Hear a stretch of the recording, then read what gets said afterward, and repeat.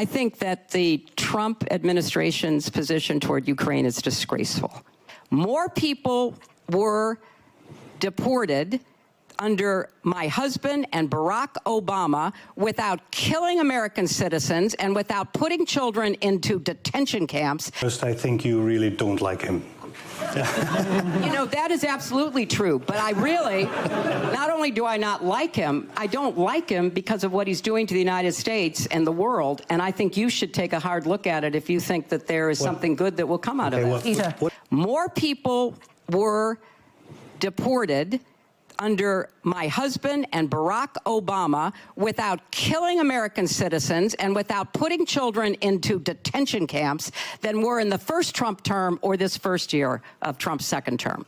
So I think it's important to look at the facts, because very often the ideological impulse to try to protect the status quo or return making America great again in some nostalgic past that existed for white men and capitalist enterprise was not exactly open and welcoming to people who look like me and a lot of other people who are part of our national fabric.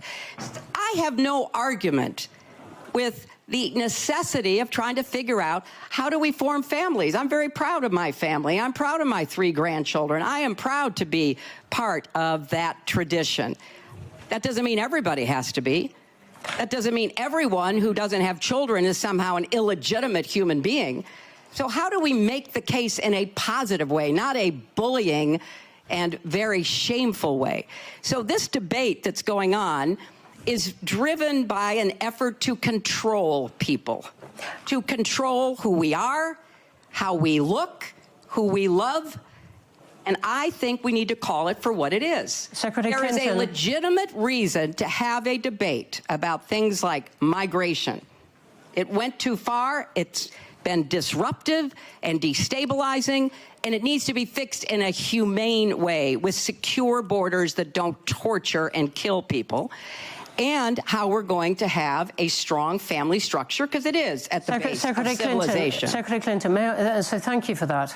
And you got. You really mean that? Yes, I do. I think that the Trump administration's position toward Ukraine is disgraceful. I think the effort to force Ukraine into a surrender deal with Putin is shameful.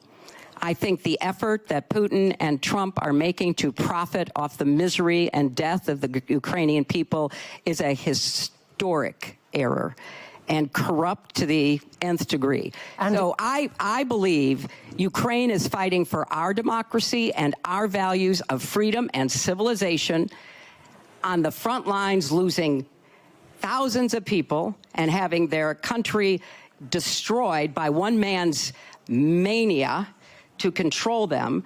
And I think Trump either doesn't understand or could care less about that suffering. So that's what I think. And so do you think he has destroyed the West, to go to our title? He has betrayed the West. He's betrayed human values. He's betrayed the NATO Charter, the Atlantic Charter, the Universal Declaration of Human Rights.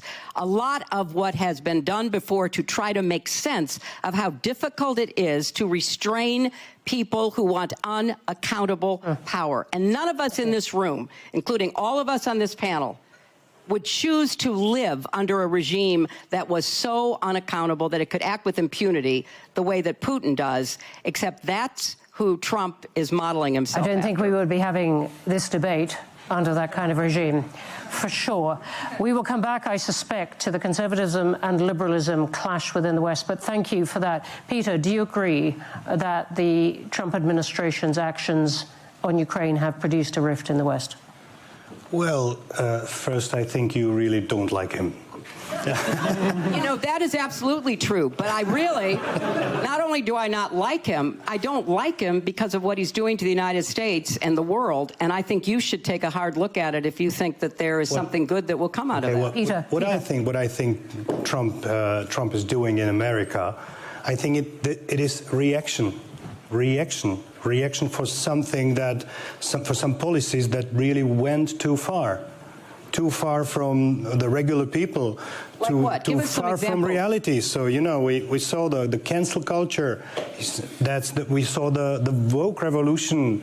I don't agree with the gender revolution, the climate alarmism. Which gender? Women having their rights?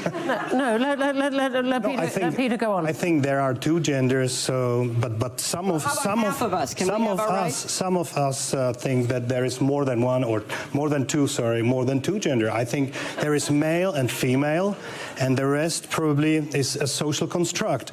So this is something that went too far. But does that justify selling out the people of Ukraine who are on the front lines dying to save their freedom and their two genders, if that's what you're worried about? Can I please finish my points? I'm sorry that it makes you nervous. I'm really sorry for that. It makes me nervous. It makes me No, but seriously, can we let Peter finish, please? Can we let Peter finish, please? I have to say one more thing. You said that Ukraine fights for our future and for our freedom.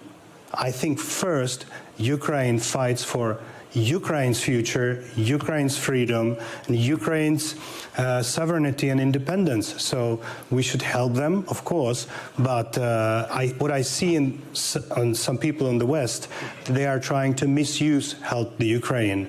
But that's another question. I don't know if Trump's administration is helping the Ukraine to stop the war. I believe that there is such an approach. I don't see any other strong geopolitical player who would be able to force Russia to stop killing the Ukrainian people and stop destroying their country.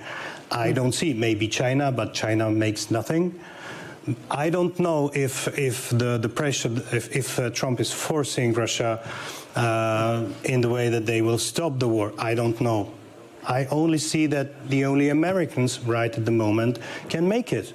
I see the dialogue. Do you think Europe could put more pressure on Russia, for example, by putting pressure on Turkey, by targeting the refineries of oil more, and so on? I think Europe also makes some pressure. We release sanctions. We do what we can. But I think the Russians, they probably don't care. When I visited Ukraine, I saw the goodwill of all people in Ukraine. They were really united and willing to stop the war. But they're keeping fighting. They seem to be. They also made some steps that probably a year ago no one from them would allow to say or even suggest. Now they are ready to make some steps back. Now it's ball on the Russian side, but I don't see any goodwill on their side. So indeed, we probably are agreed on that point.